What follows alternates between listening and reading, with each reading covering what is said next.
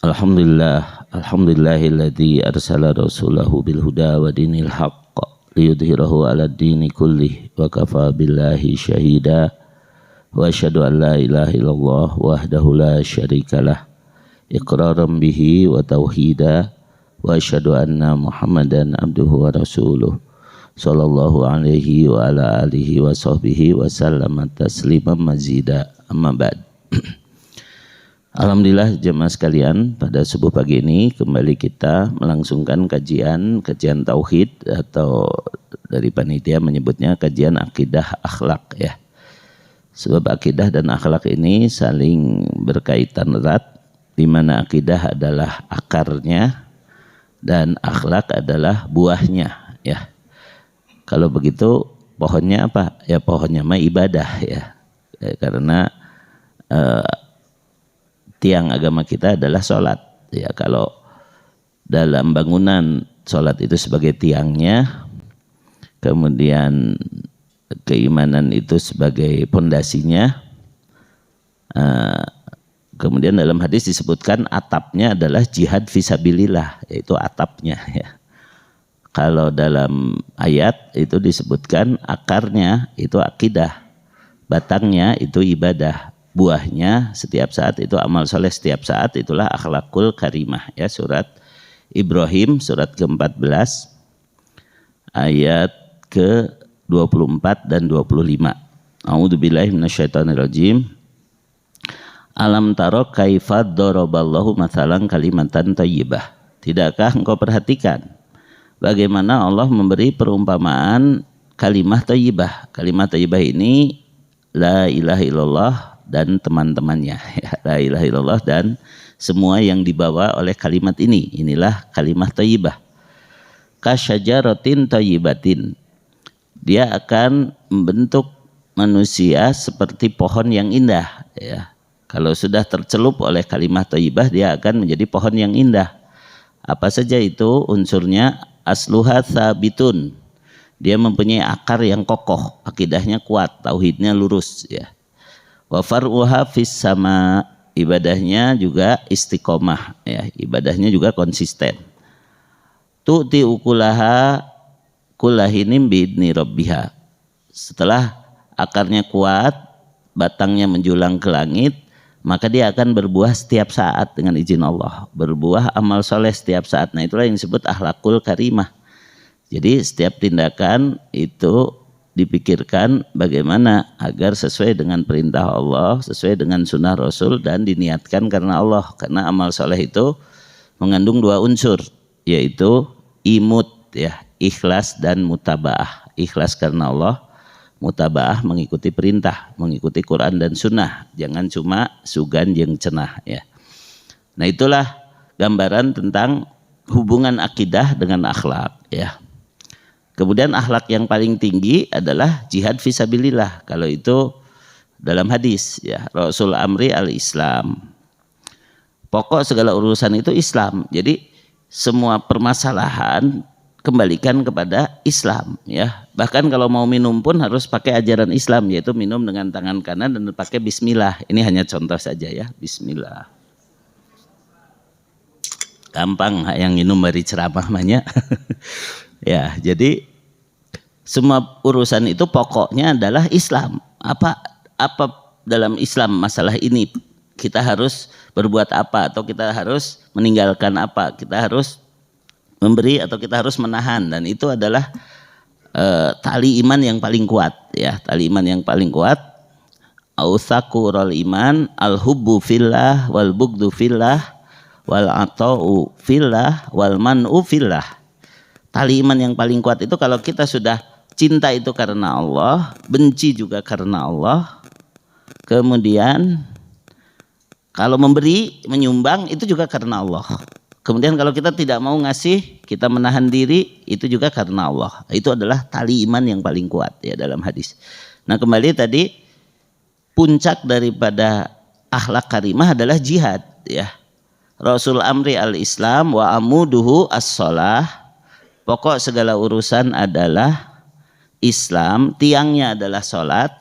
Wa dirwatu sanamihi, sedangkan puncak dari bangunannya adalah al-jihadu fisabilillah, ya, berjihad di jalan Allah. Nah, oleh karena itu orang Islam nggak boleh lemah, ya, karena dia harus punya semangat jihad, ya. Kalau sekarang sih jitu, ya, ngaji poe Sabtu, ya. Kalau besok jihad, ya, ngaji poe Ahad, ya. Jadi dia harus punya semangat setiap saat. Orang beriman itu nggak boleh minder, nggak boleh lemah, ya. Itu haram hukumnya, ya. Surat ketiga ayat 139 Al-Quran yang menyatakan, ya.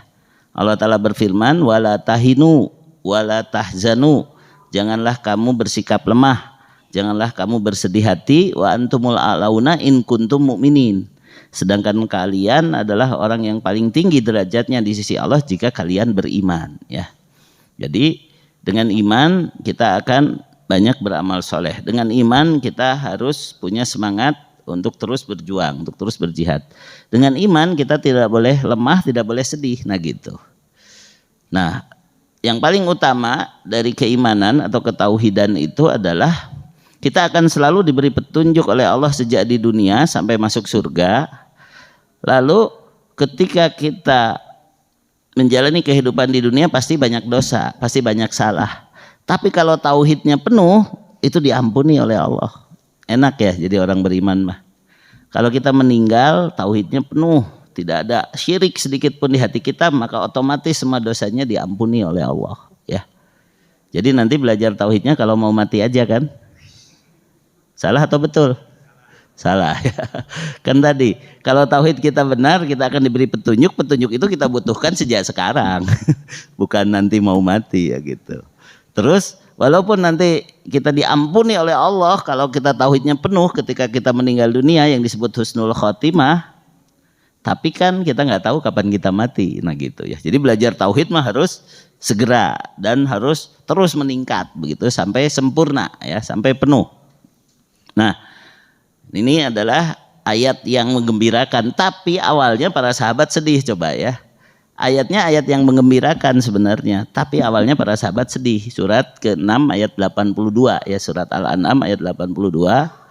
Allah Ta'ala berfirman, alladzina amanu walam yalbisu imanahum bidzulmin ulaika lahumul amnu wahum muhtadun. Orang-orang yang beriman dan tidak mencampur adukan keimanannya dengan kedzaliman, maka mereka akan mendapat keamanan dan mereka akan diberi petunjuk. Keamanan dari siksa neraka, petunjuk sampai masuk surga. Nah itu pengertiannya, ya. Tapi karena ayatnya berbunyi walam yalbisu imanhum bidzulmin, para sahabat bukan gembira, sedih, ya. Kenapa? Ya Rasulullah, man minna lam yadlim nafsahu. Wahai utusan Allah, siapa di antara kami yang belum pernah mendolimi diri sendiri? Pasti kami pernah berbuat maksiat, pasti kami pernah mungkin ngomongin orang, pasti kami pernah menyakiti orang lain, kami pasti pernah berbuat dolim, walaupun dolim pada diri sendiri. Ini menunjukkan betapa dalamnya iman sahabat, sehingga yang didahulukan adalah rasa takut. Kalau kita menunjukkan betapa lemahnya iman kita, sehingga yang didulukan optimis tadi, orang mah rek asup surga, dan itu optimis orang gitu. Kalau para sahabat imannya kuat, sehingga yang didahulukan rasa takut, begitu, ya. Abu Bakar As-Siddiq ketika mendengar ayat famay ya'mal misqala dzarratin khairan yarah wa may ya'mal misqala dzarratin syarran yarah, yang diingat itu wa may ya'mal misqala dzarratin syarran yarah. Ya Rasulullah, kalau setiap kejahatan walaupun hanya sebesar debu akan dibalas oleh Allah, kami nanti masuk neraka dulu dong. Padahal 1 detik di neraka pun aku tidak sanggup, begitu kan. Bagaimana kami bisa selamat? Maka Rasulullah SAW menghibur, tidak seperti anggapanmu wahai As-Siddiq, sesungguhnya dosa-dosa kamu yang kecil itu sudah tertebus di dunia dengan rasa capek, rasa lelah, rasa sedih, rasa bingung di dunia, ya. Termasuk ini, duduk di majelis taklim bosan dikit, ya nggak apa-apa, itu jadi penghapus dosa, ya gitu. Jadi perjuangan kita di dunia itu menghapus dosa-dosa yang kecil. Makanya walaupun dosa yang kecil itu akan dibalas, nanti diperlihatkan, tapi kamu sudah diampuni dengan ini. Nah begitu, ya. Allah Maha Penyayang. Nah gitu. Nah ini juga sama ayat tadi. Ya Rasulullah, kalau semua orang yang beriman tidak pernah dolim baru mendapat petunjuk, baru mendapat keamanan, maka kami pasti akan celaka, pasti kami akan mendapat siksa dulu gitu kan, tidak aman begitu. Maka Rasulullah SAW menghibur para sahabat dengan mengatakan sesungguhnya zalim di sini yang dimaksud adalah seperti perkataan hamba yang soleh yaitu Luqmanul Hakim, inna syirka ladulmun adim. Yang dimaksud adalah syirik ya. Jadi siapa yang beriman dan imannya tidak dicampuri dengan syirik, dia akan mendapat keamanan, tidak akan disiksa ya. Dia akan mendapat petunjuk ya sejak di dunia sampai nanti masuk surga. Nah begitu ya. Nah oleh karena itu akhirnya kalau kita masih merasa sedih tadi ya, kalau kita merasa kurang semangat atau kita misalnya masih bingung, itu nggak usah mempertanyakan keadaan, cukup iman kita udah benar apa belum, nah gitu. Karena kalau imannya benar mah dijamin kok Allah, dijamin kok Rasulnya begitu. Nah bagaimana agar iman kita benar, ini pentingnya ya. Bagaimana agar tauhid kita lurus, karena orang yang imannya tidak dicampuri oleh syirik atau kedoliman yang besar, dia akan mendapat petunjuk, artinya selalu ada jalan keluar ya. Selalu dia bisa menyikapi dengan benar. Itulah petunjuk ya. Ditegaskan dalam surat At-Taghabun ya, surat 64 ayat 11. Ma asaba mim musibatin illa biidznillah. Tidaklah menimpa satu musibah pun kecuali dengan izin Allah. Wa may yu'min billahi yahdi qalbah. Dan barang siapa yang beriman kepada Allah, Allah akan memberi petunjuk kepada hatinya ya. Wallahu bikulli syai'in alim. Sedangkan Allah Maha mengetahui segala sesuatu. Maksudnya ketika kita dapat soal, lalu soal itu dikasih tahu oleh yang ngasih soal, maka kita pasti benar jawabannya. Tapi kalau di dunia itu namanya cheating, namanya curang ya. Tapi kalau urusan iman mah bukan cheating, ini mah jaminan. Siapa yang beriman akan dapat takdir seperti orang lain yang sudah dituliskan di Lauh Mahfudz 50.000 tahun sebelum terciptanya langit dan bumi ya. Dia akan mendapat kesusahan, tapi kadang-kadang juga mendapat kesenangan, kadang-kadang dia tergelincir pada kesalahan, tapi dia akan diberi petunjuk oleh yang ngasih soal. Dia akan diberi petunjuk oleh Allah yang menakdirkan segala sesuatu, yang mengetahui segala sesuatu ya. Petunjuk yang sederhananya adalah 3 ya, SSI ya. Jadi orang yang beriman itu selalu mengupayakan 3 hal. SSI, yaitu syukur, sabar, istighfar ya. Syukur, sabar, istighfar. Ketika mendapat kesenangan bersyukur, tapi jangan lupa bersabar. Kenapa? Jangan-jangan dengan kesenangan ini saya lupa diri, akhirnya jadi maksiat. Jangan lupa juga istighfar ketika dapat kesenangan. Jangan-jangan kesenangan ini hanya balasan di dunia, nanti hilang amal saya di akhirat. Itu juga tetap harus istighfar begitu ya. Jelas ketika dapat kesusahan dia harus bersabar. Tapi sabar juga harus terus ingat kepada keimanan, yaitu ridho ya, ridho dengan takdir Allah. Kemudian Allah Maha terpuji, berarti ketika kita sedang susah ini karena dosa kita, istighfar ya. Kemudian setelah itu Allah Maha terpuji, walaupun ini musibah pasti di sana ada hikmah, lalu pikirkan hikmahnya, akhirnya bersyukur ya. Jadi dalam senang ada syukur, sabar, istighfar, dalam susah juga ada sabar, istighfar, syukur ya. Jadi tetap ada ya. Kita juga tergelincir dalam kesalahan. Dalam kesalahan itu kita harus bertobat, harus istighfar. Tapi karena ini sudah takdir Allah, gimana lagi? Allah menakdirkan saya berbuat salah. Ini sudah ketentuan Allah, ya. Maka kita harus ridho di situ. Ridho bahwa bersabar bahwa kita ditakdirkan ada episode kita melakukan kesalahan. Apa pelajarannya? Supaya kita tidak sombong, supaya kita tidak merasa jadi paling suci, tidak pernah salah. Nah kayak begitu. Tapi kemudian juga harus ada bersyukur bahwa Allah masih memberi taufik kepada kita untuk menyadari bahwa kita salah, untuk bertobat, untuk menebusnya dengan kebaikan. Tetap ada bersyukur walaupun kadang-kadang berbuat salah. Nah gitu. Nah ini jadi SSI itu adonan rumus yang bisa dibesarkan bagian mana gitu kan. Tapi harus selalu ada pada diri orang beriman. Ini dalam hal menyikapi kejadian, dalam hal menyikapi takdir ya. Syukur, sabar, dan istighfar. Itu kata Imam Ibnul Qayyim, alamatus sa'adah salasah. Ciri orang yang bahagia ada 3. Idza un'ima syakar, wa idza btuliya sabar, wa idza adnaba istighfar. Kalau dia diberi nikmat, dia bersyukur dengan benar ya. Kemarin sudah saya sampaikan, syukur yang benar itu mulut memuji pemberi nikmat yaitu alhamdulillah. Kemudian hati mengakui bahwa nikmat ini dari Allah, bukan karena saya hebat, bukan karena saya berjuang, bukan karena saya merencanakan. Nah itu kadang-kadang kita suka lupa diri, siapa dulu dong gitu, ini rezeki anak soleha gitu. Kadang-kadang kita lupa diri walaupun disandarkan pada kebaikan, tetap itu tidak boleh ya, kecuali kalau main-main ya, lagi pingpong gitu kan. Out wah rezeki anak soleh gitu kan. Kalau hanya sekedar heureuy mah nggak masalah, tapi ingat jangan masuk hati, jangan jadi ujub ya, disebutnya ujub, bangga diri ya. Nah jadi hati mengakui nikmat sekecil apapun itu dari Allah. Kemudian anggota badan menggunakan nikmat itu dalam ketaatan, bukan dalam kemaksiatan. Itu syukur ya. Wa idabtulia sobar. Kalau diuji dia bersabar. Ya, sabar itu ada 3 tingkat. Sabar merasa pedih tapi tidak dilamain ya. Kemudian kembali kepada takdir, akhirnya ridho ya. Ridho bahwa ini sudah takdir Allah, sudah tertulis 50.000 tahun sebelum terciptanya langit dan bumi ya. Tapi karena Allah Maha terpuji, walaupun ini musibah, akhirnya kita mencari hikmah ya, kita pikirkan hikmahnya, maka kita bersyukur ya. Jadi sabar, ridho, syukur, itulah tingkatan orang beriman dalam menyikapi musibah. Bahkan kalau orang yang mengerti agama, dia akan segera mengubah musibahnya menjadi nikmat karena dia punya ilmu. Yaitu kata Imam Sufyan bin Uyainah, malam yaro bala'an nikmatan falaisa bifaqih. Siapa yang belum bisa melihat musibahnya sebagai nikmat, dia bukan orang yang ngerti agama ya. Jadi Bapak Ibu ngaji di sini Ahad subuh, Sabtu subuh, Jumatan ikutan, pengajian rutin ikutan, tapi belum bisa bersabar menghadapi musibah, bahkan belum bisa melihat musibahnya di sini ada nikmat, ada hikmah, itu berarti belum nerap ilmu agamanya. Nah ini hati-hati ya. Siapa yang belum bisa melihat musibahnya sebagai nikmat, dia bukan orang yang ngerti agama. Nah gitu. Ciri-cirinya banyak mengeluh, marah-marah ya, mencari kambing hitam, kambing belang, kambing conge, semua disalahin ya gitu. Itu ciri-ciri orang yang nggak ngerti agama ya gitu ya.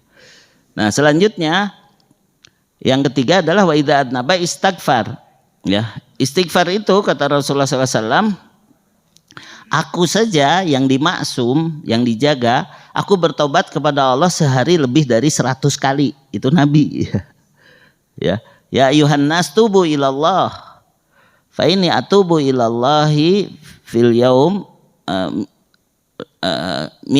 mi'ata marrah atau kama qala sallallahu alaihi wasallam. Wahai manusia, bertobatlah kepada Allah karena aku bertobat dalam sehari tidak kurang dari 100 kali ya. Tidak kurang dari 100 kali. Dalam riwayat lain tidak kurang dari 70 kali. Tapi itu sama-sama aja. Berarti lebih dari 70 dan lebih dari 100 begitu maksudnya. Jadi ada riwayat 70, ada riwayat 100.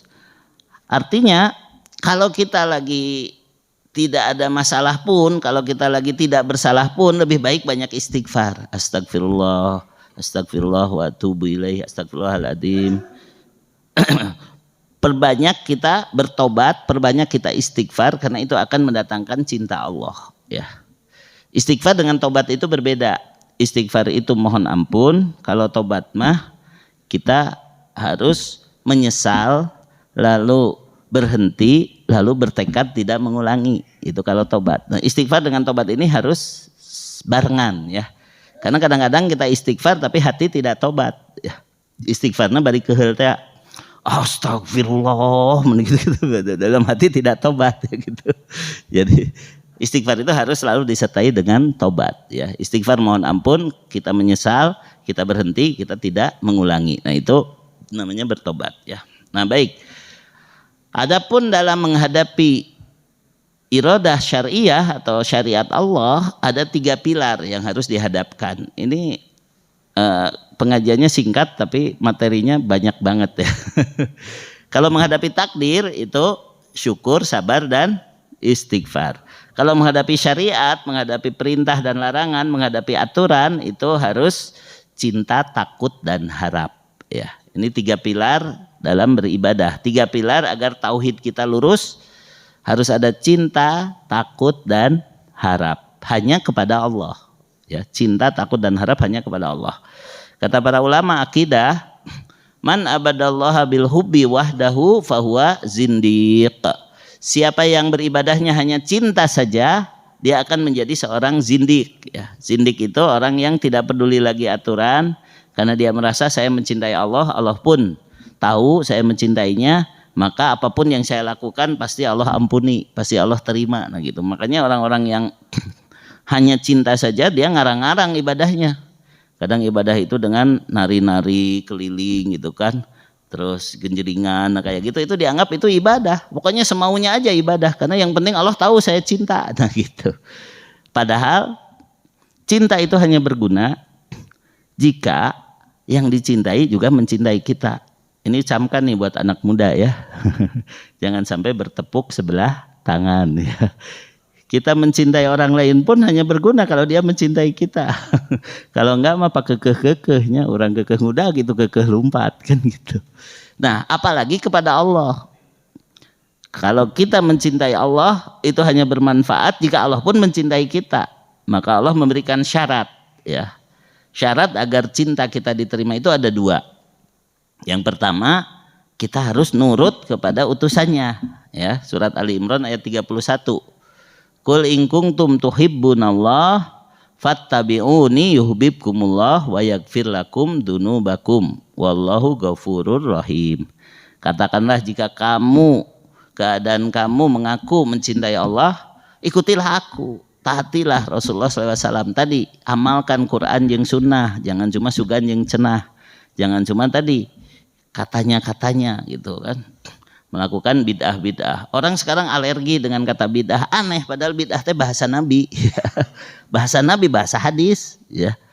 Iyyakum wa muhdatsatil umur, tinggalkanlah segala hal yang baru dalam agama ini yang tidak aku ajarkan. Fa inna kulla muhdatsatin bid'ah, karena semua yang diada-adakan baru dalam agama ini itu disebut bid'ah. Wa kullu bid'atin dolalah, dan semua bid'ah itu sesat. Wa kullu dolalatin finnar ya. Kenapa orang tadi ya alergi dengan kata bid'ah? Karena dia merasa Allah juga tahu saya melakukannya dengan niat baik. Saya juga karena mencintai Allah. Karena dia pilar ibadahnya hanya satu, yaitu cinta saja. Nah, itu kekeliruan ya. Makanya ada syarat cinta yang diterima itu kalau mengikuti Rasulullah SAW. Maka fattabi'uni, ikutilah aku, ikutilah Rasulullah SAW, yuhibbukumullah, nanti Allah akan mencintaimu, wa yaghfir lakum dzunubakum, Allah akan mengampuni dosa-dosamu, wallahu ghafurur rahim, sedangkan Allah Maha Pengampun, Maha Penyayang. Nah, ayat ini oleh para ulama disebut ayatul mihnah, ayat ujian, ayat standarisasi ya. Kalau sekarang ada ISO ya. ISO-nya seseorang itu mencintai Allah, salah satunya adalah surat Ali Imran ayat 31.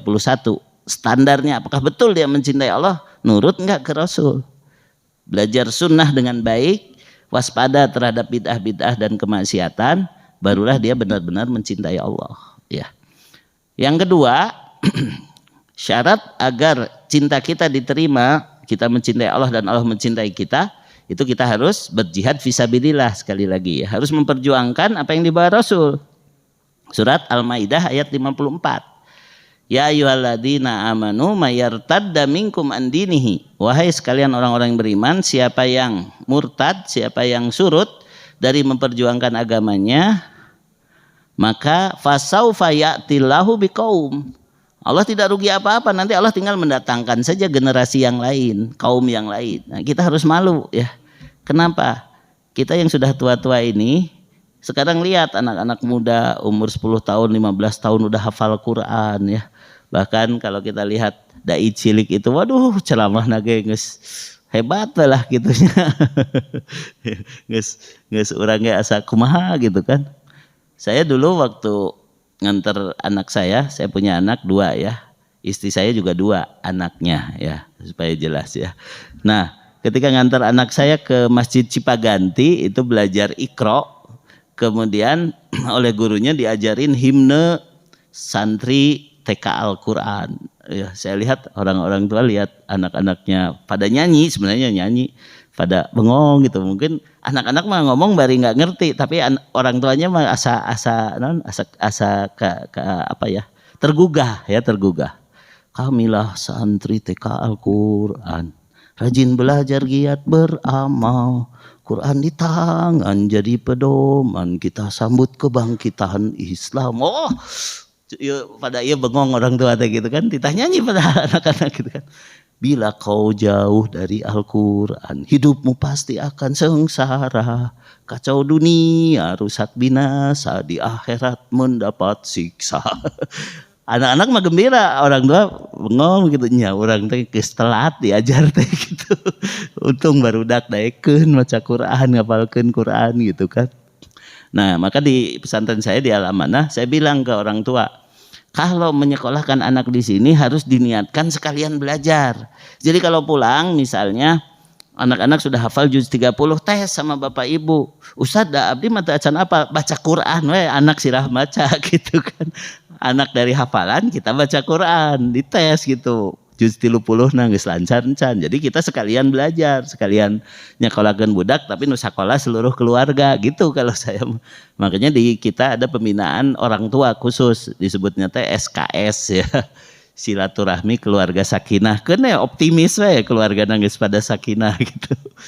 Jadi integrasinya bukan hanya orang tua titip anak nyaho soleh geus teu hayang nyaho mayar wungkul gitu. Bari di rumah tidak diperhatikan, karena sebenarnya tugas utama mendidik itu tugas orang tua ya. Sekolah mah hanya membantu kan gitu ya.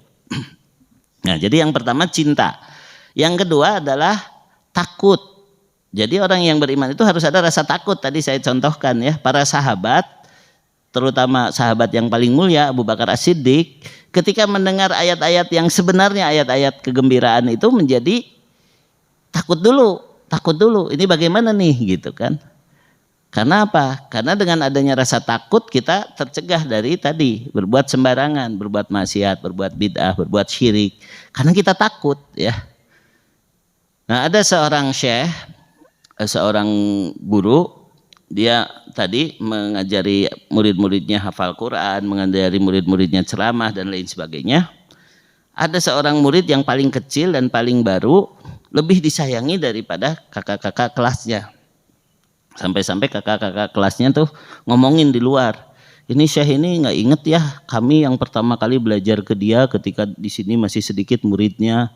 Terus juga kita juga paling lama belajarnya. Kok dia lebih sayang kepada anak kecil itu gitu kan? Akhirnya semuanya seperti sepakat gitu kan? Iya ya, kayaknya pilih kasih nih guru kami gitu kan? Tapi si syekh ini ngerti kegelisahan murid-muridnya. Baik, saya akan tes mereka gitu kan.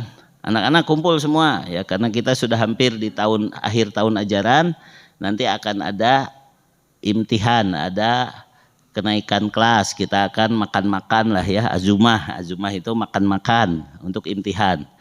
Tapi kalian semua kan sudah diajarin fikih nih. Ini kalian semua satu orang disuruh menyembelih satu ayam ya. Jadi satu orang disuruh menyembelih satu ayam, tapi tidak boleh kelihatan oleh siapapun. Cari tempat kalian menyembelih dan tidak boleh kelihatan oleh siapapun ya. Akhirnya semuanya pada paburencai, nyumput di lemari, nyumput di atas pohon, nyumput di hutan di mana gitu. Balik-balik bawa ayam yang sudah disembelih gitu kan. Ini sudah disembelih sudah. Kamu baca basmalah? Iya. Sudah gitu kan. Ya udah kumpulkan. Ternyata si anak kecil tadi belum datang aja. Tuh kan itu paling disayang tapi cuma nyembelih ayam aja nggak bisa cina gitu kan. Cuma nyembelih ayam aja nggak bisa gitu kan. Terus akhirnya udah cari orang apapun keadaannya suruh pulang ya. Ketika pulang dia bawa ayam masih hidup gitu. Kenapa kamu belum menyembelih? Kan cukup menyembunyikan diri orang lain nggak tahu. Kamu nggak ini, kamu beres tugas kamu gitu kan. Sambil nangis anak itu mengatakan, wahai guru, ketika aku naik ke atas pohon aku mau menyembelih, ada yang melihat aku. Ketika aku masuk ke gua, aku mau menyembelih, ada yang melihat aku. Terus gitu kan. Kenapa kamu begitu? Siapa yang selalu melihat kamu itu? Allah katanya gitu. Jadi aku menyembelih, aku selalu dilihat Allah. Yang lain mah tidak merasa begitu. Itu teh ujian. Ujian dari gurunya. Nah, inilah yang membuat aku lebih sayang pada anak ini. Dia bukan hanya belajar, dia menghayati pelajarannya begitu ya. Akhirnya yang kakak-kakak kelasnya taluk ya. Taluk bener kalau begitu ya. Anak ini ngerti apa yang dimaksud ujian gurunya ya. Nah, itulah rasa takut kepada Allah ya. Jadi rasa cinta, rasa takut ini harus saling menyeimbangkan. Ya, kalau cinta saja tanpa takut nanti jadi sembarangan, sembrono ya. Kita tidak takut melanggar aturan kayak begitu. Nah, untuk takut ini ada 2 ayatnya, yaitu surat Ali Imran ayat 175. Allah Ta'ala menyuruh kita jangan takut kepada setan dan wali-wali setan ya. Innama dzalikumus syaitonu yukhawifu auliya'ah. Sesungguhnya mereka itu hanyalah setan-setan yang menakut-nakuti kamu dengan wali-walinya. Fala takhafuhum, jangan kamu takuti setan dan wali-walinya itu, wa khafuni in kuntum mu'minin. Dan takutlah hanya kepada aku jika kamu beriman ya. Sekarang ya saya sering mencontohkan di sini. Baru jadi pejabat aja takut kalau dianggap kurang toleransi. Assalamualaikum, Om Swastiastu, salam sejahtera. Padahal itu melanggar syariat ya. Karena kita mencampur aduk salam Islam dengan salam agama lain. Itu bisa keluar. Tidak dicintai Allah kan tidak mengikuti Rasul masalahnya. Tapi karena dia takut diomongin gitu gini akhirnya ikut-ikutan. Padahal kalau cukup Assalamualaikum saja nggak akan apa-apa kok. Nggak akan ada yang protes, wong saya orang Islam ya. Saya nyampaikan ini di mana-mana, tapi kelihatannya ustadz lain jarang yang menyinggung masalah ini. Sebab dicontohan cenaku kiai. Assalamualaikum campur aduk jeung salam agama lain. Tapi alhamdulillah kemarin saya dapat buahnya ya. Saya mengisi di Pertuni Jawa Barat. Saya jadi pembina di Pertuni Jawa Barat. Pertuni itu Persatuan Tunanetra Indonesia ya. Kata ketuanya Pak Maman, Ustadz kemarin teh ada yang dari dinas sosial ceramah di hadapan para penyandang disabilitas. Nah lalu ceramahnya gitu, Assalamualaikum, salam sejahtera, Om Swastiastu. Nah otomatis kami nih yang tunanetra karena nggak diceramahan ke Ustadz, begitu dia ngomong gitu langsung gitu kan, langsung disurakan. Ngambek lah si dinas sosial teh, ngambek melotot tapi melotot gitu dipalire da teu ningali ieu gitu. Begitu selesai dideketin orang-orang Pertuni itu, kenapa kalian ini? Nggak boleh Pak, Bapak tuh kan orang Islam, apalagi di sini cantang doa ge aya orang Hindu, orang Buddha segala make Om Swastiastu segala macam gitu. Oh gitu ya. Akhirnya setelah itu dia ceramah lagi, dia pidato lagi, nggak berani, dia cukup Assalamualaikum saja gitu. Jadi orang teh kuduna wani kitu tah, mun aya nu salamna macam-macam gitu kan, orang mah dipolototan ka ciri keneh masalahna gitu. Ya, terus ya itu tadi, kalau kita takut maka kita harus sungguh-sungguh memperhatikan ini dimurkai Allah tidak, ini dilarang oleh Allah tidak, ini diajarkan oleh Rasulnya atau tidak. Jadi kita akan serius gitu kan belajar agama tuh, karena kita takut walaupun hanya kecil tadi, hanya sebesar darah, nanti ada perhitungannya di akhirat ya. Nah selanjutnya ayat yang kedua tentang takut ini adalah surat ke-9 ayat 18. Dan ini alhamdulillah ya kita sudah masuk di dalamnya. Innama ya'muru masajidallah man amana billahi wal yaumil akhir wa aqamas shalah wa ataz zakah wa lam yakhsha illallah fa asa ulaika ayyakunu minal muhtadin. Sesungguhnya yang meramaikan, yang memakmurkan masjid-masjid Allah hanyalah orang yang iman kepada Allah, iman kepada hari akhir, mendirikan sholat, menunaikan zakat, dan tidak takut kepada siapapun kecuali hanya kepada Allah saja. Nah belajar untuk begitu tuh bukan hal yang mudah. Tadi kan, eueuh nu ngalarang, eueuh nu nodong, ngilu we sorangan karena kekacauan gitu, karena takutnya itu takut tadi, takut jabatannya turun atau takut tidak dipilih lagi dan lain sebagainya. Takutnya itu tersembunyi dan itu lebih berbahaya. Takut yang tersembunyi itu ya masuknya nanti ke syirik gitu kan. Jadi dua ayat ini harus dihayati ya, surat Ali Imran 175 dan surat At-Taubah ayat 18. Itu tentang takut ya. Kalau tentang cinta tadi surat Ali Imran ayat 31, surat Al-Maidah ayat 54. Nah, kemudian yang ketiga tentang harap. Jadi untuk menerima seruan dari Allah dan Rasulnya, melaksanakan ibadah, melaksanakan perintah, meninggalkan apa yang dilarang, meyakini apa yang diberitakan, itu selalu harus ada cinta, takut, dan harap. Ya, man abadallaha bil hubbi wahdahu fahuwa zindik. Siapa yang beribadah hanya dengan cinta saja dia seorang zindik. Wa man abadallaha bil khaufi wahdahu fahuwa haruri. Siapa yang beribadahnya hanya dengan takut saja maka dia seorang khawarij. Wa man abadallaha bir roja'i wahdahu fahuwal murji. Siapa yang beribadah hanya dengan harap saja dia seorang murji'ah. Wa man abadallaha bil hubbi wal khaufi war roja'i ma'an fahuwa mu'minun muwahhid. Siapa yang beribadahnya itu dengan cinta, takut, dan harap secara bersama-sama, barulah dia seorang mukmin yang bertauhid. Ya. Nah, mulai sekarang kita harus berpikir kalau mau sholat teh, cintanya apa? Oh ya, saya bersyukur kepada Allah masih diberi kesehatan. Takutnya apa? Takut ibadah saya tidak diterima, jangan kecampuran bid'ah, jangan lalai. Harapnya apa? Berharap ini menjadi ampunan, berharap ini menjadi pahala. Nah gitu. Jadi harus selalu ada cinta, takut, dan harap dalam setiap ibadah kita. Sedangkan aktivitas kita semuanya harus jadi ibadah pada dasarnya, kan gitu ya. Nah, untuk harap ini ada 3 ayat. 3 ayat. Yang pertama surat Al-Kahfi surat ke-18 ayat 110. Allah Ta'ala berfirman, "Faman kana yarju liqa'a rabbih." Barang siapa yang berharap berjumpa dengan Allah, falyamal amalan solihan, maka hendaklah dia beramal soleh. Wala yusyrik bi ibadati rabbih ahada, dan jangan menyekutukan Allah dalam beribadah kepadanya dengan seorang pun. Jadi di sini walaupun bentuknya berita tapi isinya adalah aturan, ya.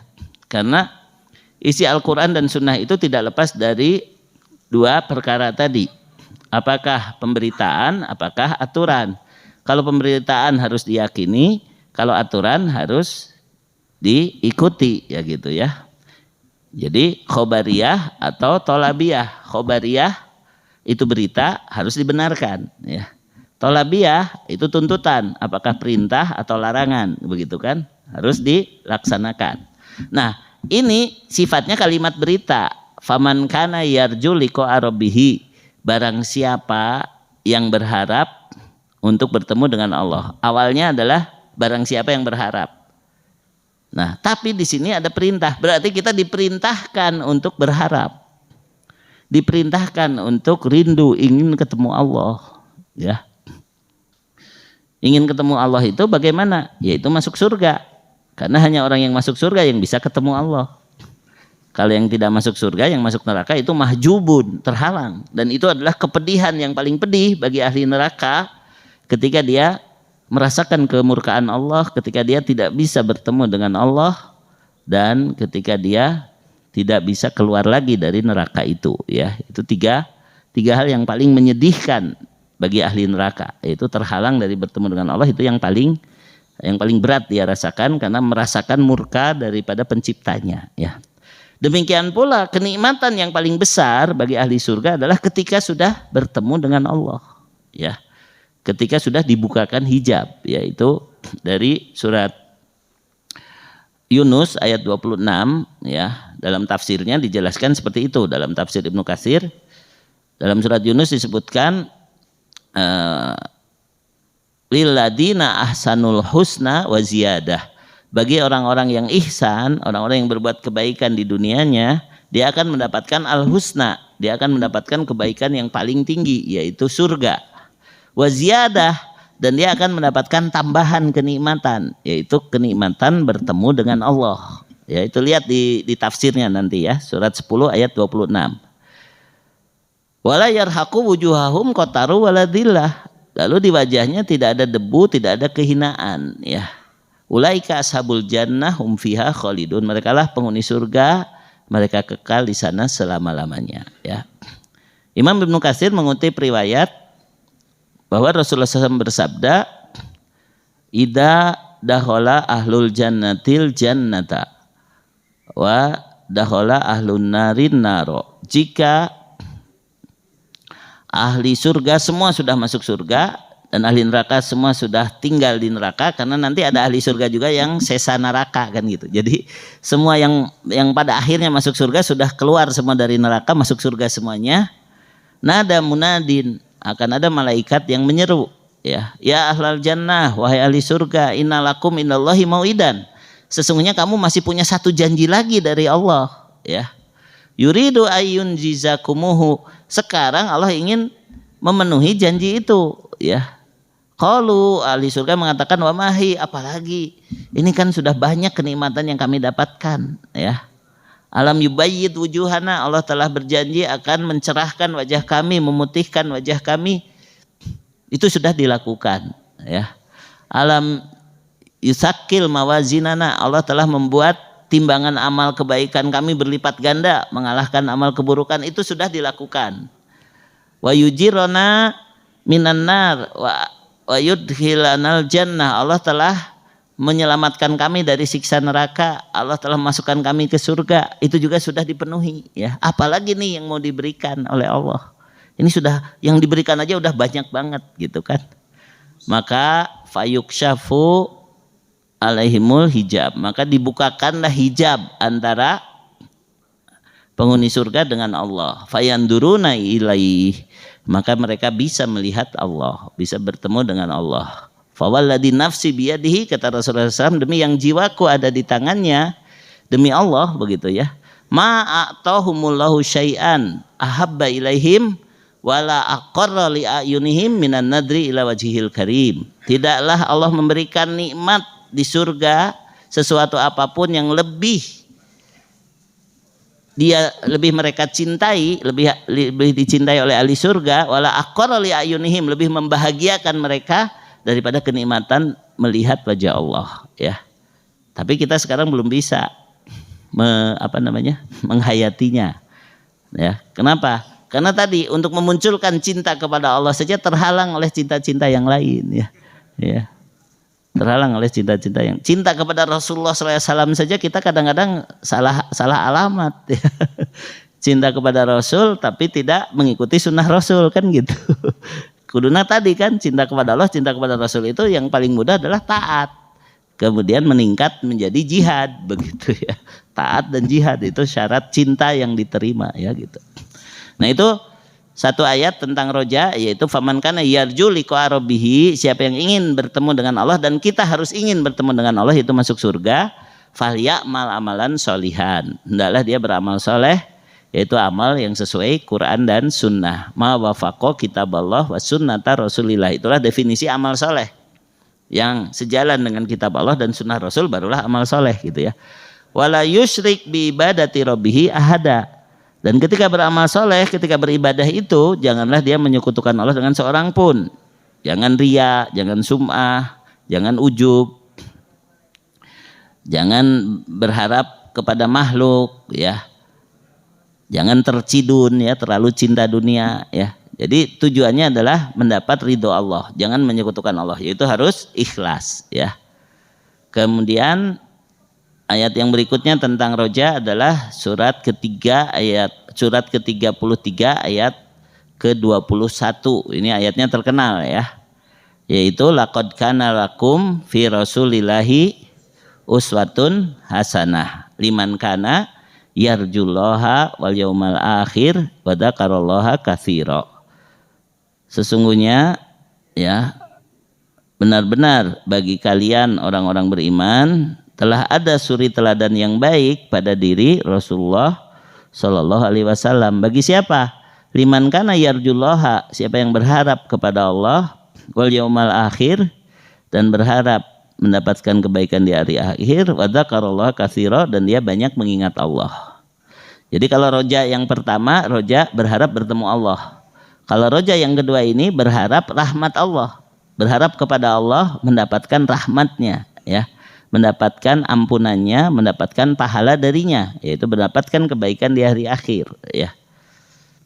Kemudian yang ketiga itu surat Al-Baqarah, surat kedua ayat ke-216, ya.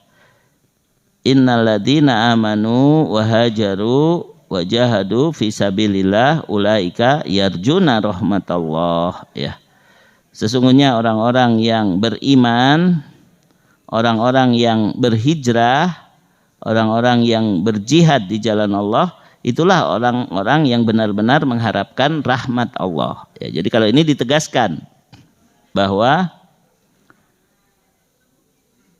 ayat 218 maaf ya. Surat Al-Baqarah ayat 218. Kalau di sini ditegaskan sesungguhnya orang-orang yang beriman, orang-orang yang berhijrah dan orang-orang yang berjihad di jalan Allah itulah yang benar-benar mengharapkan rahmat Allah. Wallahu ghafurur rahim, sedangkan Allah Maha Pengampun, Maha Penyayang ya. Jadi rahmat Allah di sini dalam tulisan Arabnya ditulis dengan ta yang lebar ya. Padahal rahmat itu asalnya ditulis dengan ta yang melengkung, ta yang digulung ya, ta marbutoh disebutnya, ta marbutoh rahmata gitu kan asalnya begitu. Tapi di sini khusus dalam ayat ini salah satu tempat yang di situ rahmat Allah ditulis dengan ta nanghunjar, ta mabsutoh, ta yang jika parahu gitu ya. Nah, itu kata para ulama tafsir menunjukkan rahmat ini sangat menyeluruh di dunia dan di akhirat, lahir dan batin, dan hanya diberikan kepada orang yang beriman, bertakwa dengan 3 syarat ini: iman, hijrah, jihad ya. Makanya sekarang banyak yang mengaku pemuda hijrah ya, pemudi hijrah segala macam ya. Nah ini harus dibuktikan gitu, harus dibuktikan hijrahnya harus sungguh-sungguh ya, yaitu imannya diluruskan ya, tinggalkan lingkungan yang buruk, tinggalkan kebiasaan yang buruk. Sebab sekarang ini yang ngaku pemuda hijrah teh tatona anggar dipamerkan gitu kan. Anggar orang udah hijrah gitu kan, bayalah tatona gitu. Mun hijrah beneran mah nya geus lah minimal disumputkeun atau lamun teu bisa disetrika gitu kan. Ya. Jadi kalau hijrah harus hijrah beneran, itu berubah beneran ya. Kemudian jihad yaitu memperjuangkan Islam ya. Barulah dia dikatakan orang yang berharap rahmat Allah dan akan memperolehnya. Yang dimaksud seperti itu ya. Wallahu ghafurur rahim, sedangkan Allah Maha Pengampun, Maha Penyayang bagi orang yang sungguh-sungguh kembali kepadanya. Ya, jadi kembali kepada Allah itu dengan iman, hijrah dan jihad ya. Iman, hijrah dan jihad, dan itu juga sama seperti tadi. SSI, syukur, sabar, istighfar harus selalu lengkap ya. Cinta, takut, harap juga harus lengkap. Itu juga sama, iman, hijrah, jihad harus selalu lengkap ya. Jadi dasar imannya apa nih? Kalau saya melakukan aktivitas ini, hijrahnya bagaimana? Hijrahna lamun nyemes teh untuk untuk segala macam, lamun lasut tehnya kancing coplok keluar kan gitu kan. Tapi kudu astagfirullah gitu kan, masya Allah, itu hijrah itu ya, hijrah. Jihadnya naon? Jihadnya ini niatnya saya biar sehat, biar bisa lebih semangat dalam beribadah. Nah gitu, kudu aya. Jadi 3 unsur tadi ya dikali 3 jadi aya 8 ya. Syukur, sabar, istighfar harus lengkap. Cinta, takut, harap harus lengkap. Begitu juga tadi iman, hijrah, jihad itu harus lengkap ya, dalam setiap kondisi, dalam setiap menghadapi apapun ya. Imannya apa, hijrahnya apa, jihadnya apa. Nah kayak begitu ya. Ya, jadi satu pertemuan tapi loba teuing materinya ya. Nanti saya akan membahas yang sifatnya per materi saja ya. Nanti mungkin akan membahas cinta atau takut atau harap, itu yang lebih menguatkan tauhid. Karena awalnya tadi surat Al-An'am ayat 82, siapa yang tauhidnya benar, murni, lurus, ketika meninggal tidak ada lagi kesyirikan, otomatis dosanya diampuni. Ya, itu dikuatkan dalam hadis qudsi, wahai anak Adam, jika engkau datang kepadaku membawa dosa sepenuh langit atau dosa sepenuh bumi, tapi engkau datang kepadaku dengan tidak menyekutukan aku dengan sesuatu apapun, maka akan menerimamu dengan ampunan sebesar itu pula. Hilang semua dosanya. Itu hadis qudsi ya. Tapi untuk bisa meninggal dalam keadaan hanya Allah yang diingat, hanya rahmatnya yang kita inginkan, kita harus berusaha untuk menghilangkan tercidun, terlalu cinta dunia di hati kita. Jangan sampai mau mati masih ingat anak saya belum nikah ya, nanti istri saya nikah dengan siapa lagi kalau saya meninggal gitu kan. Itu harta saya yang di sana belum diurus. Nah, kalau sudah ingat-ingat dunia ketika mau meninggal udah berat itu ya.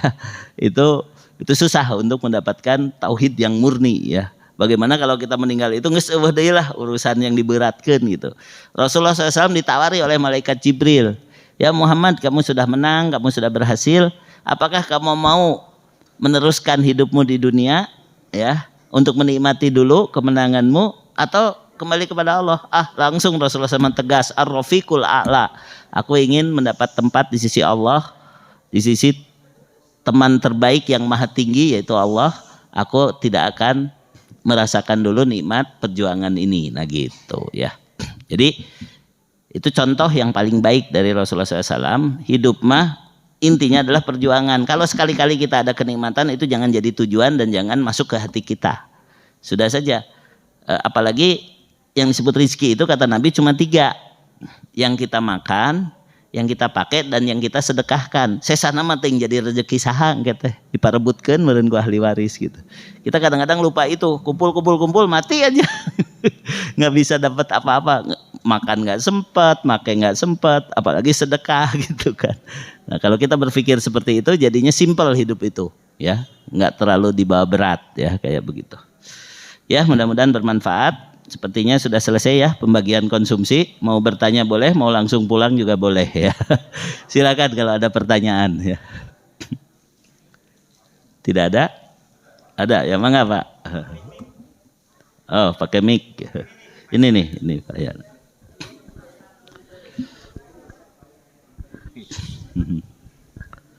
Bismillahirrahmanirrahim. Assalamualaikum warahmatullahi wabarakatuh. Waalaikumsalam warahmatullahi wabarakatuh. Langganan Pak Ustadz Naros. Alhamdulillah. Nuhun. Mau bertanya tentang surat At-Taubah ayat 50. Sebagian dari ayat 50. Innallaha astaro al-mu'mina anfusahum wa amwalakum. Itu ayat 111 Pak. Ya udah nggak apa-apa, maksudnya itu. Terus yang ditanyakan apa? Kaitannya itu dengan jihad, apakah kaitannya dengan jihad? Satu. Yang kedua biasanya kan kalau seseorang itu cinta segala dibikin gitu Pak Ustadz. Nah ini berkaitan dengan amwalahum wa anfusahum. Apakah itu jihad atau menunjukkan cinta kepada Allah? Apakah Allah ngabibita kita untuk kembali ke kampung kita ke surga? Barangkali itu Pak Ustadz. Iya. Alhamdulillah. Assalamualaikum warahmatullahi wabarakatuh. Waalaikumsalam warahmatullahi wabarakatuh. Ya alhamdulillah. Dengan kita kenal ayat ini kita jadi tahu bahwa sebenarnya kampung kita itu bukan di dunia tapi di surga kan gitu ya. Kita pulang kampung teh kudu hayang asup surga. Surat At-Taubah ayat 111 ada kaitannya dengan ayat 112 ya. Saya baca terjemahnya saja ya. Sesungguhnya Allah membeli dari orang-orang mukmin baik diri ataupun harta mereka dengan memberikan surga untuk mereka. Mereka berperang di jalan Allah sehingga mereka membunuh atau terbunuh sebagai janji yang benar dari Allah dalam Taurat, Injil maupun Al-Quran. Dan siapakah yang lebih menepati janjinya selain Allah? Maka bergembiralah dengan jual beli yang telah kamu lakukan itu, dan demikian itulah kemenangan yang agung. Nah ini iman yang tertinggi. Iman yang tertinggi itu jihad atau ihsan ya. Jadi ihsan itu toh-tohan ya. Seluruh waktu kita, seluruh anggota badan kita, seluruh milik kita itu semua hanya untuk Allah. Dan itu bukan hal yang mudah untuk sampai ke sana. Kan sebelum ihsan tuh kudu aya Islam heula cing bener, iman heula tadi cing bener baru bisa jihad tadi kan. Makanya tadi iman, hijrah, jihad itu harus selalu menyertai setiap keadaan karena kita ingin dalam setiap amal kita nanti menuju derajat ihsan ya. Ya jadi ini baik jihad berperang ini yang eksplisit di sini maupun jihad dalam arti mengerjakan seluruh amal kebaikan dengan sungguh-sungguh karena ada kaitannya dengan ayat 112 yaitu mereka adalah orang-orang yang bertobat, beribadah, memuji Allah, mengembara demi ilmu dan agama, ruku, sujud, beramar ma'ruf nahi mungkar, dan yang menjaga hukum-hukum Allah. Gembirakanlah orang-orang yang beriman. Jadi kalau membeli surga itu hanya bisa dengan berperang, dengan berjihad, maka kita juga teka bagian. Untungnya masih ada ayat 112 ya. Bisa dengan bertobat, bisa dengan beribadah, bisa dengan memuji Allah, bisa dengan menuntut ilmu kayak gini, bisa dengan beramar ma'ruf nahi mungkar, bisa dengan selalu menjaga hukum-hukum Allah dalam setiap kita menghadapi takdir kita. Nah kayak begitu, itu bagian dari jihad ya, bagian dari jihad. Tapi yang paling tinggi tetap ya, yang paling tinggi tetap kalau ada kesempatan berjihad di jalan Allah lalu menyerahkan seluruh harta dan jiwa kita, itulah yang paling tinggi untuk membeli surga ya. Masih ingat kisah Umair ya? Umair itu seorang anak umur 16 tahun. Dia mau pergi berjihad, ikut kakaknya, dilarang gitu kan. Tapi dia nangis-nangis, akhirnya berangkat ya, akhirnya berangkat berjihad. Nah, kemudian ketika orang sedang kocar-kacir di perang Uhud karena pasukan pemanah turun dan pasukan Quraisy menyerbu, Rasulullah SAW menyeru para sahabatnya, "Qumu ilal jannah, bangkitlah kalian karena kalian akan menyongsong surga. Arduhas samawati wal ard." Surga itu seluas langit dan bumi. Lalu Umar mendekat kepada Rasul, "Ya Rasulullah, al jannah arduhas samawati wal ard?" "Ya Rasulullah, betulkah surga itu seluas langit dan bumi?" "Benar wahai Umar, engkau telah mendengar sendiri ayatnya. Surga itu seluas langit dan bumi." Bah kata Umar teh.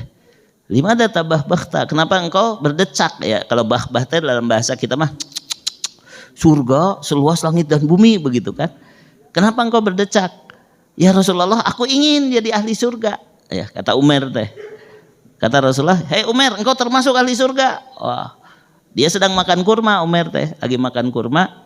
Kemudian, "Kalau saya habiskan kurma ini saya kelamaan masuk surganya." Dilemparkan kurma itu lalu dia menyerbu musuh, dia membunuh banyak musuh baru dia terbunuh. Ya, itu orang yang sudah yakin ya dengan berita dari Allah dan Rasulnya ya. Surga seluas langit dan bumi, dunia mah nggak ada apa-apanya. Harus begitu kita berpikirnya ya. Nah, tapi untungnya tadi bukan hanya perang saja, tapi sekarang ini sedang ada Ghazwul Fikri nih, perang pemikiran. Kita semua dilecehkan, orang yang umroh diejek. Naon umroh deui sumbangkeun atuh jangan nulahin gitu kan. Justru anu sok umroh mah pasti loba nyumbang gitu. Kudu nama anu di eta teh anu ngebangun mall, anu ngebangun bioskop, daripada ngebangun mall mending disumbangkeun. Kudu nama diprotes teh eta. Ini kan sekarang yang dikomen tuh orang-orang yang begitu. Yang kurban, yang umroh itu malah dikomen. Yang komennya itu orang-orang munafik ya. Itu termasuk jihad juga kan, perang pemikiran ya, perang opini. Tapi sebenarnya nggak usah terlalu dilayanin juga, yang penting kita betulkan dulu akidah umat ya. Kita luruskan dulu, nanti yang begitu-begitu malah udah nggak terpengaruh lagi. Sekarang kan masih banyak yang terpengaruh dengan itu, anak-anak muda ya, dengan medsos ya, karena lupa bahwa sumber kebenaran itu Quran dan Sunnah, lain sugan jeung cenah. Medsos walaupun teknologinya tinggi tetap we sugan jeung cenah eta. Yang benar mah yaitu Quran dan Sunnah ya, begitu. Jadi terima kasih pertanyaannya ya, mengingatkan kita semua Pak Yana ya. Ayat 111 dan 112 ya. Kalau 111 saja kita jadi putus asa karena perang ayeuna gitu. Tapi untung ada ayat 112 ya yang menjadi pengganti kalau tidak ada perang ya. Yang penting kita siap mengorbankan apa yang kita punya karena kita ingin masuk surga begitu ya. Ya, satu lagi dari ibu-ibu kalau ada. Sebentar. Oh, masih. Tadi ada kesan jual beli kayaknya. Oh iya, betul jual beli. Betul jual beli. Maksudnya gimana? Maksudnya surga itu tidak gratis, itu maksudnya.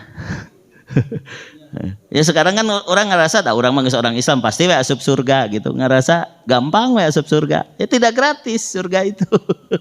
Harus dikorbankan apa yang kita punya, padahal yang kita punya pun dari Allah juga gitu. Ya gitu. Jadi itu maksudnya, ada kesan jual beli tidak gratis surga gitu. Ala inasil atalohil ghaliyah, ala inasil atalohil jannah. Ingatlah sesungguhnya barang dagangan Allah itu mahal. Dan barang dagangan Allah itu namanya surga. Jadi harus sungguh-sungguh kita membelinya. Sungguh-sungguh kita menyiapkan apa yang kita punya untuk dapat surga. Tidak gratis begitu. Ya, ada nggak dari ibu-ibu? Tidak ada. Oh ada, silakan Pak Taufik ya. Terakhir. Karena yang lain udah pegang makanan Pak, ini bikin nggak sabar soalnya. Silakan Pak Taufik. Assalamualaikum warahmatullahi wabarakatuh. Waalaikumsalam warahmatullahi wabarakatuh. Gini Pak Ustadz, tadi di awal ceramah Bapak, Muslim harus kuat, hebat, tidak takut. Iya betul. Ya hebat itu Pak, itu mungkin harapan kita. Tapi kita membaca fakta miskin, Muslim itu kan gambaran ya Pak ya, stereotip, bodoh, miskin, mudah diadu domba. Ini fakta ya Pak ya. Ya. Sekaligus juga apalagi pada tahun politik mudah dipolitisir, mudah diperalat dan lain sebagainya. Pertanyaannya gimana nih Pak Ustadz? Mentransformasikan harapan Bapak ya atau harapan kita semua bagaimana kita menjadi kuat gitu loh yang seperti tadi Bapak sampaikan. Ini mungkin mohon pencerahan saja Pak. Terima kasih. Iya, dari pertanyaannya saja sudah jelas. Bapak melihat gambaran muslim itu lemah, muslim itu kumuh, muslim itu miskin gitu kan. Padahal ayatnya berbunyi wa antumul alauna in kuntum mu'minin. Padahal hadisnya berbunyi al mu'minul qawiyyu khairun wa ahabbu ilallah minal mu'minid dhaif ya. Jadi ayat dan hadis berbicaranya tentang mukmin bukan muslim. Ini permasalahannya kita kebanyakan hanya cukup di level muslim tadi. Tadi menganggap surga teh murah gitu. Kita baru menganggap dah saya mah umat Nabi engke ge asup surga kan bae ka neraka heula ge 500 juta tahun ya 2 miliar tahun. Yang penting saya mah sudah punya kartu surga. Kebanyakan orang minimalis kalau urusan akhirat ya. Harusnya kita maksimalis. Jangan hanya cukup jadi muslim tapi harus mukmin. Jangan hanya mukmin sampai muhsin tadi atau mujahid atau mutakin yaitu muhsin itu ya, nama lainnya ya. Nah, oleh karena itu untuk mentransformasinya jangan cukup dengan Islam tapi harus iman. Jangan cukup dengan muslim tapi mukmin. Mukmin itu apa? Tauhidnya benar. Tauhidnya benar itu dia bukan hanya menghafal pokok-pokok keimanan, rukun iman saja, tapi dia mengerti dan tahu rinciannya ya. Kemudian dia terapkan dalam kehidupan ya. Dia tidak hanya mengerjakan yang wajib-wajib saja, tapi dia menyempurnakannya dengan yang sunat-sunat. Dia tidak meninggalkan yang haram-haram saja, tapi mulai meninggalkan makruh-makruhnya. Di dia pasti ayahnya nu resep kene siwak Firaun kan. Siwak Firaun teh udud. Nah itu teh harus bisa berjuang meninggalkannya kan gitu kan. Berjuang we da aya nu nganggap haram, aya nu nganggap makruh eta teh kan gitu. Siwak Firaun, siwak ya, siwak teh sunnah tapi lamun geus aya hasupan jadi makruh cenah gitu. Nah, jadi berjuang yang begitu-begitu saja kan tidak mudah, melengkapi yang wajib dengan yang sunat, meninggalkan yang haram juga yang syubhat, yang makruh, bahkan yang mubah pun kalau berlebihan itu bisa dia tinggalkan. Nah, kayak begitu. Jadi meningkatkan muslim jadi mukmin itu transformasinya dan itu banyak aspek. Tapi kita mulai dengan yang ngaji ya. Kita mulai dengan ya menyebarkan ilmu yang benar. Sebab bagaimanapun semuanya diawali dengan benarnya ilmu lalu ilmu itu diamalkan. Itulah siratal mustaqim. Siratal mustaqim itu mengetahui kebenaran dan mengamalkan kebenaran tadi. Itulah siratal mustaqim. Jadi untuk mentransformasinya perbanyaklah kajian-kajian ya, pendidikan-pendidikan yang mengarah kepada pengamalan agama dalam kehidupan. Ya. Sekarang ini kan orang ya lebih banyak apa ya yang lain-lain gitu kan. Kalau ngaji masa kieu gitu kan, lamun aya konser grup apa gitu kan, ngeburudu gitu. Itu masalahnya ya. Jadi pertanyaan Pak Taufik tadi karena kita kebanyakan masih level muslim. Ya belum sampai level mukmin. Nah, untuk menjadi level mukmin itu ya harus ngaji, kemudian amalkan apa yang kita tahu sedikit demi sedikit sampai kita bisa mencapai derajat takwa ya begitu. Wallahu alam. Baik itu saja. Kalau yang belum bertanya mudah-mudahan ada kesempatan di pertemuan berikutnya. Alhamdulillahirabbil alamin, subhanakallahumma wa bihamdika asyhadu an la ilaha illa anta astaghfiruka wa atubu ilaik. Wassalamualaikum warahmatullahi wabarakatuh.